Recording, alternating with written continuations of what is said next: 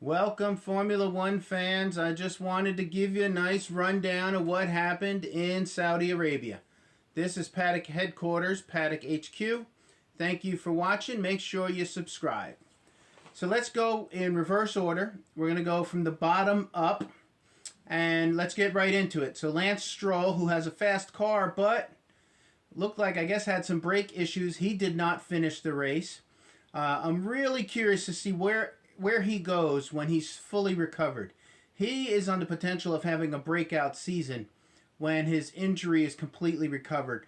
But as of right now, he's sitting in the bottom and he was driving a rock for the race. Alexander Albon, he did not finish as well, issues with the car. Williams was primed to make some progress this week, and they didn't. Now, they're headed in the right direction, but they hit a speed bump along the way. Both Alex Albon and Logan Sargent. Logan Sargent had a great week in Bahrain, but then coming into Saudi Arabia, he actually finished behind the other two rookies. And I don't know if there was car issues. It looked like he was doing well at qualifying, and then, his time got deleted. So Williams had a bit of a, I don't know if I would call it a setback, because they were in last place last year, but they definitely stagnated this week, and they have some issues to work through. But Williams, I'm going to be patient with Williams and see I'm going to give them at least half the season to see what they can do. They got the new team principal. Of course, we got the American Logan Sargent, who I'm pulling for. So we'll see what we do with that. But Alex, the more experienced driver, he had car issues. He did not finish as well. Valtteri Bottas and Zhou Guanyu for Alfa Romeo. I thought these guys were a little underrated going into the weekend, and it appeared they were not. Bottas just didn't get it done, and we'll see. We'll see what happens with them too. I don't want to judge them on one race as well, because I was a little bit curious about them after the first race. I was curious about to see what direction they were going and if they can improve. So we'll give them a little rope as well. Lando and Oscar. So Lando Norris and Oscar Piastri. Lando finished 17th and Oscar finished 15th. Now, if you watched one of my other videos, I gave 3 things that could not happen this week in Saudi Arabia. And one of them happened. And that was both McLarens finishing in the bottom 5 spaces in Saudi Arabia. A devastating blow. It looks like McLaren is at the bottom of the heap.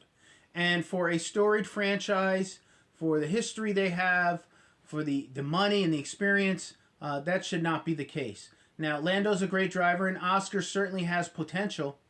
But they have a lot of things to work through. And if you're a McLaren fan, you know that, right? You're curious. You're just wondering, all right, listen, 3, 4, 5 races, we're going to get banged up pretty bad. That's evident now. What are we going to look like mid-season? That's what you're really hoping for with McLaren at this point. And they know it, and you know it, I know it, everybody knows it. They had a really bad week, and there's really no place you can go but up, okay? Nick DeVries, not bad. Not bad for Nick. He was fighting with it a little bit in there in the mid-pack. He's still a rookie as well, representing. Nico Hulkenberg, let's talk about Haas. Haas is the American-owned team. If you know Paddock Headquarters, I'm obviously talking to you out of the United States. And I follow the Haas team, their American-owned team. And, of course, Logan Sargent, the American driver for Williams. So, both these folks, it looks like they're headed in the right direction, but at a much, much slower pace than probably most of their fans would accept. So, they really are a week-by-week team, or a race-by-race team. And you've heard me say this before as well. They're a snake-bit team. They've had many, many issues over the past several years, but let's see, week by week, we're going to give Haas a chance. Either way, Kevin finished in the points. He got a point for the team, which was good.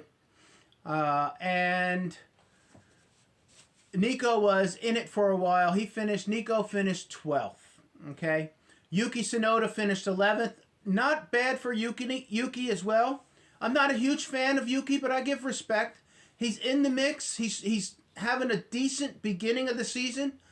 Let's give him a little patience too. Let's see if he improves over the next couple of races. But I'll say good job. He didn't finish in the points. He was fighting for a point. He didn't finish in the point.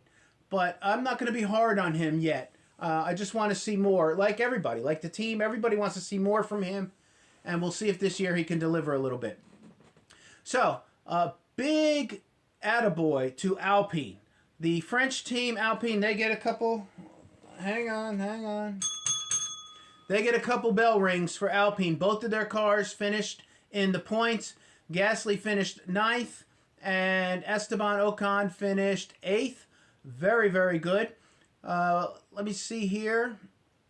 Pierre got 2 points. Esteban has 4 points now, I guess, in the standings there. So, very, very good for Alpine. Sam Collins and some of the other professional commentators, they really looked past Alpine because they were so secretive during the testing and the early practice. But, you watch them, they were quietly confident. And it looks like they're certainly not at the bottom. They have midfield cars, and they have 2 very good drivers. So if a team is looking to pull some surprises, they could be one of those teams. So, good job with Alpine. Couple bell rings for them. Now, Ferrari. Charles Leclerc underperformed, and he knows it.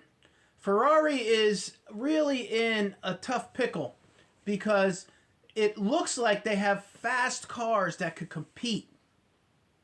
But every week it seems like it's something else. And, Carlos finished 6th and Charles finished 7th. Now, Charles, even though he started, 11th, I think, because of the penalty, 11th or 12th, he had a fast car. At qualifying, he had a very fast car. And fought to the near middle, bottom of the top, but really couldn't push it all the way up. I don't know if necessarily, it's not even as if he ran out of time because, where he finished was pretty much where he was going to finish.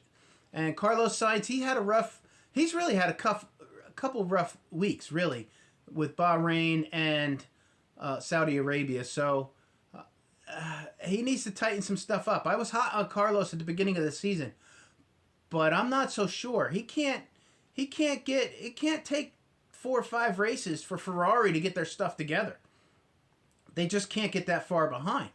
They're supposed to be a top tier team, and they just cannot stay out of their own way. If it's not mechanical troubles, it's driver issues. So, Ferrari is one everybody's watching, all of their fans.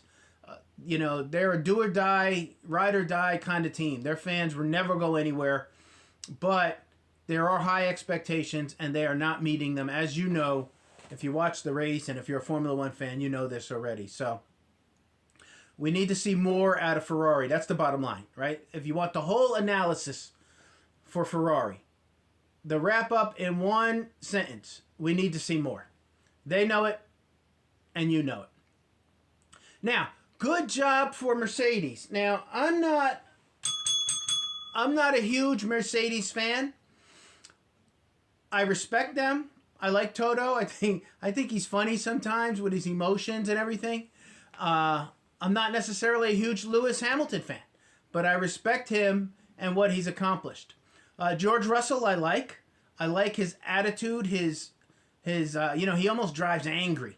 He really wants to win and is extremely competitive, and he wears it on his sleeve. You can see that. So, for Mercedes, listen, everybody was behind Red Bull, but you're still fighting, and things still happen. And, for George Russell to finish 4th and Lewis Hamilton to finish 5th, I think that was pretty good for Mercedes. I really do. I think it gives them something to work off of. They had both their cars finished. Both of their cars finished in the top 5. Keep working, keep plugging away, and let's see what happens in Australia. Now, finally, Max Verstappen and Sergio. So the 2 Red Bulls, even though they had minor mechanical problems, they just ran away with it. Sergio wins the race. He's in control of the race pretty much from the beginning and was never really threatened. Max Verstappen, I know a lot of people don't like him. They hate him. And some of his fans, the ones that are his fans, really truly like him. He's a, let's say, he's like a tinderbox. If you're not a Max fan, you really, really don't like him. If you are a Max fan, you really, really like him.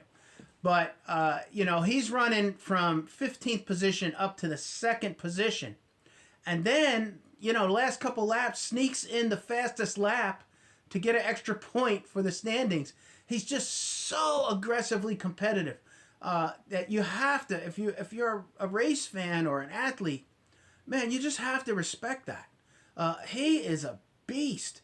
The whole Red Bull team, we know they're like the Dark Lord, the evil empire in Star Wars, right? You got Christian Horner. He's like Emperor Palpatine. The whole team. It's a chop shop over there. Those guys, they're close. They're the big evil. They only care about winning. But, man, you got to give them respect. You got to give them respect.